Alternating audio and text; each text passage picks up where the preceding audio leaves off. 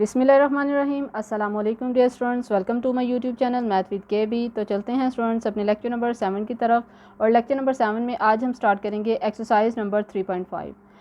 Students 3.5 भी बिल्कुल 3.2 के जैसी ही है। क्वेश्चन नंबर 1 में स्टूडेंट्स वो कह रहे हैं S varies directly as U square and inversely as V. उन्होंने हमें एस यू और वी की वैल्यू दी है और साथ में उन्होंने हमें कहा है फाइंड करें एस की वैल्यू को, जबकि यू की वैल्यू जो है वो 6 और वी 10 है। तो चलते हैं स्टूडेंट्स स्टार्ट करते हैं। एस का जो ताल्लुक़ है यू और वी के साथ लिखते हैं S directly U square and inversely as V, और एस का जो ताल्लुक़ है वो वी के साथ इन्वर्सली है यानी ओवर में है। वेरीज डायरेक्टली की जगह हम लिखेंगे इज़ इक्वल के यानी कांस्टेंट ओवर वी। चलते हैं के की वैल्यू को फाइंड करते हैं। टू फाइंड के,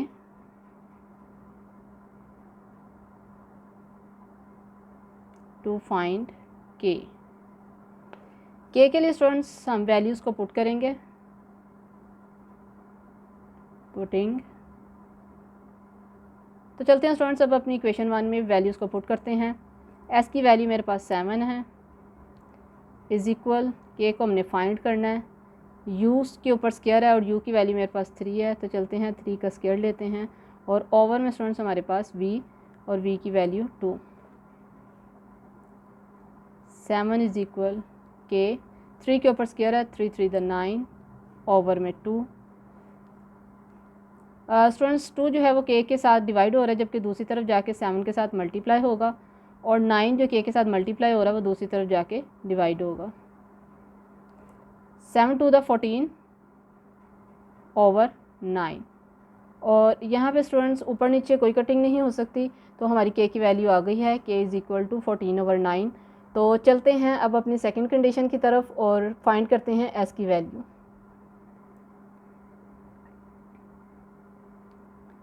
टू फाइंड एस, स्टूडेंट्स अब हमारे पास के की वैल्यू मौजूद है, यू और वी की भी वैल्यू उन्होंने हमें दी हुई है, तो चलते हैं एस की वैल्यू फाइंड करते हैं।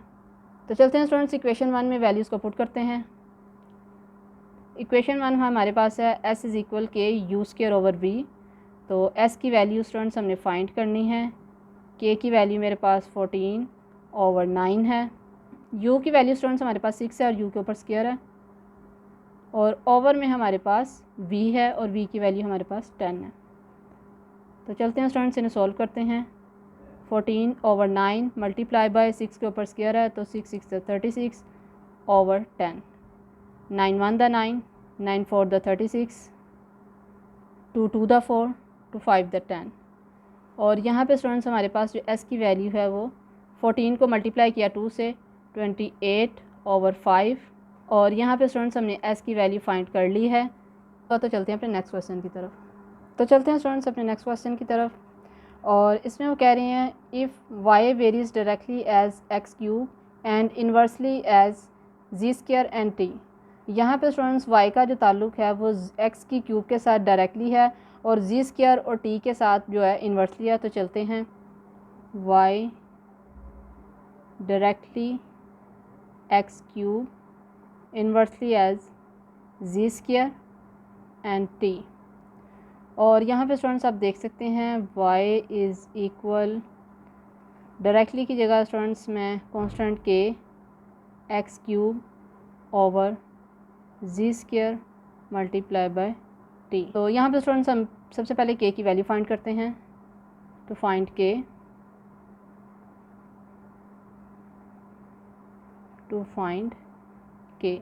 और स्टूडेंट्स आपको मालूम है के की वैल्यू को फाइंड करने के लिए हम बाकी सब की वैल्यूज़ को पुट करते हैं जो कि हमें दी गई हैं। तो चलते हैं स्टूडेंट्स स्टार्ट करते हैं। सबसे पहले जो हमारे पास इक्वेशन नंबर 1 है वो है y is equal to K multiply by X cube over ji square multiply by T.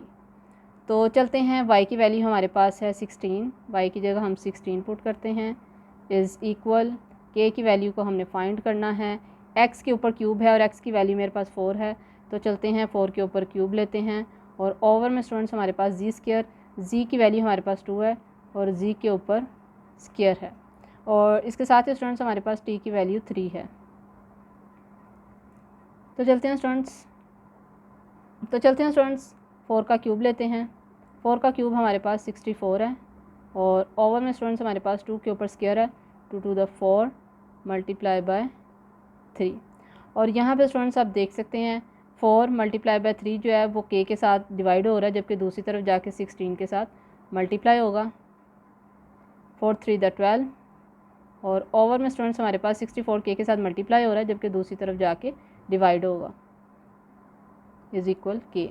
और यहाँ पे स्टूडेंट्स आप देख सकते हैं 16 1 द 16 और 16 को 4 से मल्टीप्लाई करें तो 64 आता है, और 4 1 द 4 4 3 द 12। और स्टूडेंट्स के की वैल्यू हमारे पास आ गई है 3। यहाँ पे स्टूडेंट्स हमने के की वैल्यू तो फाइंड कर ली है। अब चलते हैं अपनी सेकंड कंडीशन की तरफ, जिसमें उन्होंने कहा है कि वाई की वैल्यू को फाइंड करें, जबकि हमारे पास एक्स, जी और टी की वैल्यू मौजूद है। तो चलते हैं वाई की वैल्यू को फाइंड करते हैं। टू फाइंड वाई, चलते हैं अपनी इक्वेशन 1 की तरफ। इक्वेशन 1 हमारे पास मौजूद है और स्टूडेंट्स हमने चूँकि वाई की वैल्यू फाइंड करनी है तो वाई को एज इट इज़ लिखेंगे। के की वैल्यू मेरे पास 3 है, एक्स क्यूब मेरे पास 2 के ऊपर क्यूब लेंगे। ओवर में स्टूडेंट्स हमारे पास जी स्क्वायर है, तो जी की वैल्यू हमारे पास 3 के ऊपर स्क्वायर और इसे मल्टीप्लाई करेंगे टी के साथ, और टी की वैल्यू हमारे पास 4 है। तो चलते हैं स्टूडेंट्स सॉल्व करते हैं। 3 मल्टीप्लाई बाय 2 के ऊपर क्यूब है, तो 2 cube is equal to 8 over 3 के ऊपर स्क्वायर है 9 मल्टीप्लाई बाय 4। और यहाँ पे स्टूडेंट्स आप देख सकते हैं 4 1 द 4 4 2 द 8 3 1 द 3 3 3 द 9। और स्टूडेंट्स वाई की वैल्यू हमारे पास आ गई है 2/3, जो कि उसने फाइंड करने का कहा था। और यहाँ पे स्टूडेंट्स हमारा जो 3.5 का सेकंड क्वेश्चन था कंप्लीट हुआ। चलते हैं अपने थर्ड और लास्ट क्वेश्चन की तरफ। तो चलते हैं स्टूडेंट्स अपने थर्ड और लास्ट क्वेश्चन की तरफ। इसमें वो कहते हैं if V varies directly as a product X multiply by Y cube and inversely as Z square. यहाँ पे स्टूडेंट्स हम वी का जो ताल्लुक़ है वो डायरेक्टली है X multiply by Y cube से। V directly varies X multiply by Y cube, और इन्वर्सली है उसका ताल्लुक़ जी स्क्वायर के साथ। तो चलते हैं स्टूडेंट्स, डायरेक्टली की जगह हम लिखेंगे is equal K X into Y cube over ji square. और यहाँ स्टूडेंट्स हम इसे इक्वेशन नंबर 1 का नाम देंगे, इक्वेशन 1। तो चलते हैं स्टूडेंट्स, यहाँ से हम के की वैल्यू फाइंड करते हैं। टू फाइंड के,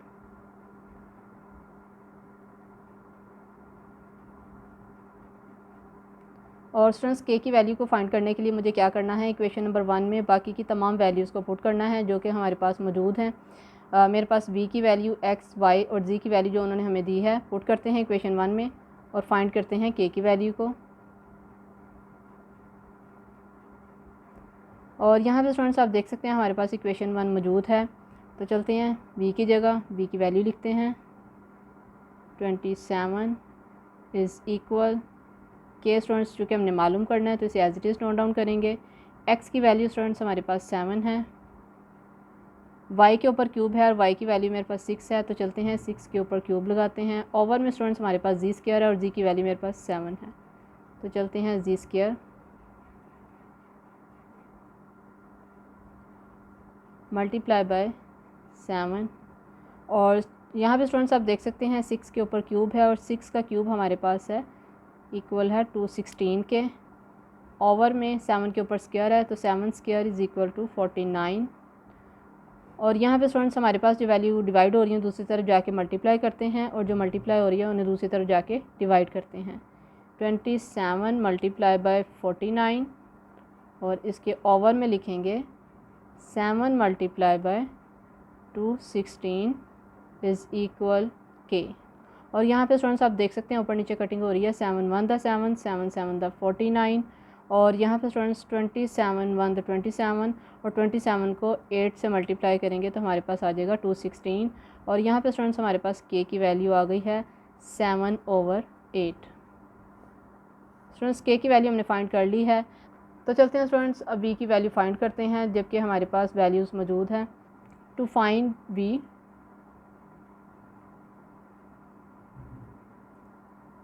टू फाइंड वी और इसे पुट करेंगे इन इक्वेशन 1 में।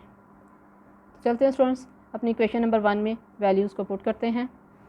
v चूँकि हमने फाइंड करना है, v एज इट इज़, और k की जगह k की वैल्यू 7/8 मल्टीप्लाई बाय x की वैल्यू हमारे पास 6 मल्टीप्लाई बाय y की वैल्यू 2 और y के ऊपर चूँकि क्यूब है तो क्यूब लेंगे।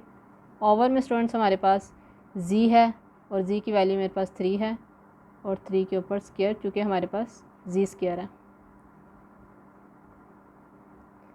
7/8 as it is multiply by 6 multiply by 2 के ऊपर क्यूब इज़ इक्वल टू 8 और ओवर में स्टूडेंट्स हमारे पास 3 के ऊपर स्क्वायर है तो 3 3 द 9।